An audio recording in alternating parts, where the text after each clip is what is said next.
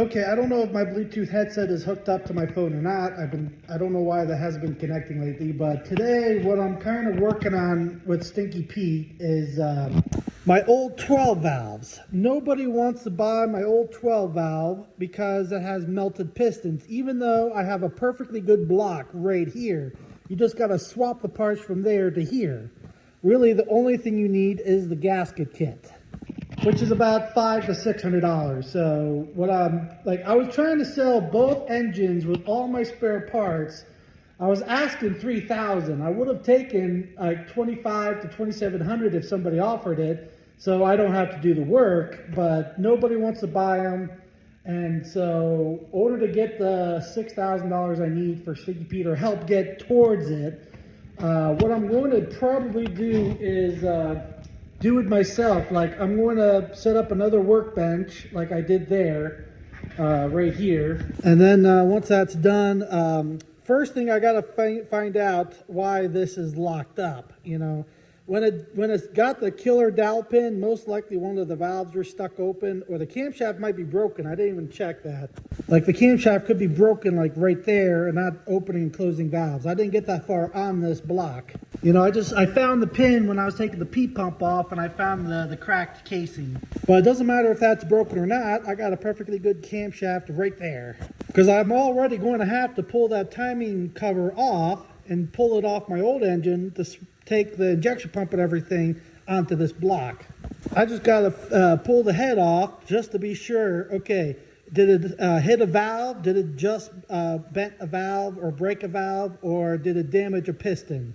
Now, I doubt it damaged the piston because these valves open flat with the piston. So usually what happens if the valve is stuck open, it breaks the rocker like that. You know, that was from my cousin's 12 valve. But basically, I'm going to take the $7,000 worth of aftermarket parts and put it on a good block. Now, some people might not be happy with the stock camshaft, you know, things like that. But, you know, for under like $5,000, they're going to have to suck it up. You know, like if they want the injection pump to put out more power, they got to send it out to get rebuilt. And they're definitely going to need a bigger turbo. Because, like, I have the stock one there, but that's it. So I'm going to basically spend $500 out of pocket, do the work myself, and pretty much put together a complete running, driving engine that can put out 700 horsepower without practically no work at all. They just got to get a bigger turbo since I did my 62 millimeter, and it's beyond repair. You know, I might bolt up my old transmission that I still have right over there to the block and everything. That way you have a complete 700 horsepower drivetrain. All you'll be missing is the turbo. And of course, like, you won't be able to run up over like 3,500 RPMs with the VE injection pump, you know. But, you know, if you want, like, if someone wanted to like upgrade it to a P pump and stuff like that, they can always put a different camshaft in it to get the higher RPMs and stuff. Like, the stock camshaft will go up to 4,000 RPMs, you know. It just, the injection pump is not set up to go that high of an RPM. Like, I do have my own custom governor spring in there that gets it up to about 3,500 RPMs. But either way, I'm going to try to do, like, work on that. Since I got nothing else to do, you know, since I don't have the $3,000 for parts. And for all the people saying I complain about not having money, it's like, yeah, like, what? Like, I'm just not really complaining. I'm trying to tell people what I'm doing, like, at this point in time. I'm just trying to explain to my followers that actually care, you know, that, like, what I'm trying to do to get the money I need to do this project. And like I said, I wasn't expecting to have melted pistons, so that added like $2,000 to the build. And the transmission was a lot more money to get that done than I thought it was going to be. So both of those combined was like an extra $3,000 to $4,000 I wasn't expecting. And also, like, a lot of people at these truck shows are like wanting to come and meet and see Stinky Pete in person, you know. Like, some people actually already planned to fly in to these events just to see Stinky Pete. I was surprised when they told me. Like, one guy drove all the way down from Maine. I remember one guy, he said he drove up from Florida to Pennsylvania. I'm at New York for the Burnout Nationals, Diesels of New York truck show. So it's like, I don't want to let him down, but it just sucks. Like, I can't do it. Like, you know, it's like money doesn't grow on trees. You know, it just sucks. Like, everything is working against me between getting laid off from work and stuff and other things once I got it torn apart. But I'm trying to be upfront and honest about everything, you know. But I'm going to run back down to the house, warm back up and grab something to eat. And I got to grab some horses and try to set up another workbench like that, since the other one is cluttered up.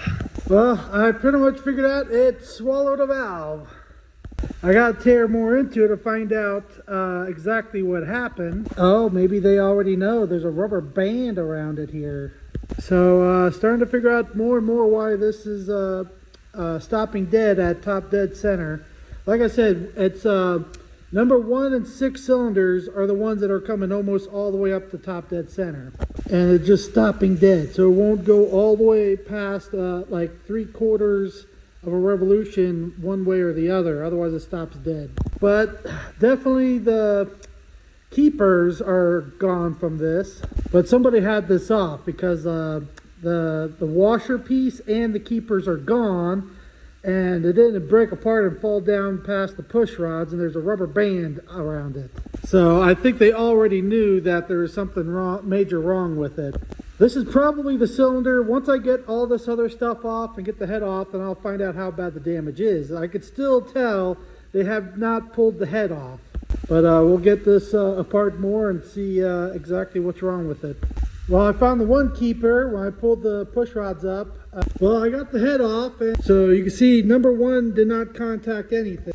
There's what happened to the number 6. You can see a big old like dent in it. It got like smashed in. So it's definitely going to need at least a stock piston. So now I want to decide now, like, do I just get, like, go on eBay and get a used stock piston for this and throw it in, or keep trying to sell the blocks for core parts, like core value parts. When I saw a piece come off a little bit, hang on, I could probably find the piece that I saw. I don't feel anything here in the fuel bowl. Nope, that's that I'm pretty sure is what it was from. Because I saw this sticking to the head and I wasn't sure what it was, but it's a stick. Like just a perfectly smushed piece of wood stick. So that turbo must have sucked it up and must have got through the turbo, through the grid heater, into that cylinder.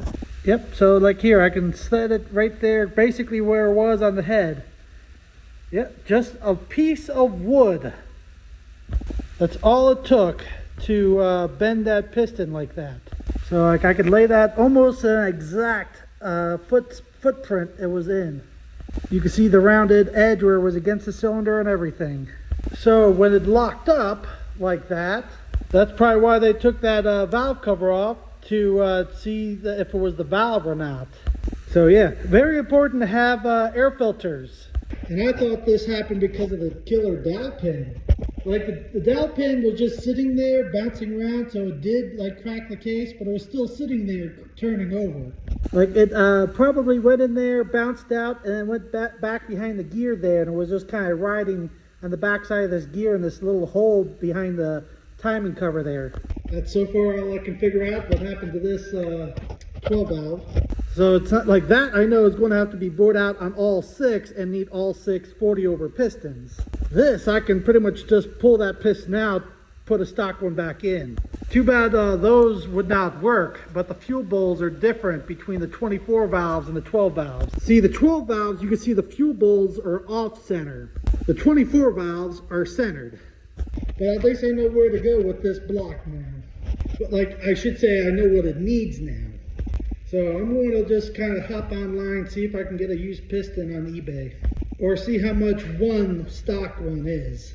Or I can call up my one friend, he does engines for a living, and call him up and see if he has a stock 12 valve piston, because he's normally rebuilding those engines with aftermarket parts, so he probably has a stock one. Yeah, the cylinder looks good, just besides the dirt and crap that's in there. So at least it's a simple just swap out. We'll head back down to the house and try to get a price on some used stock parts.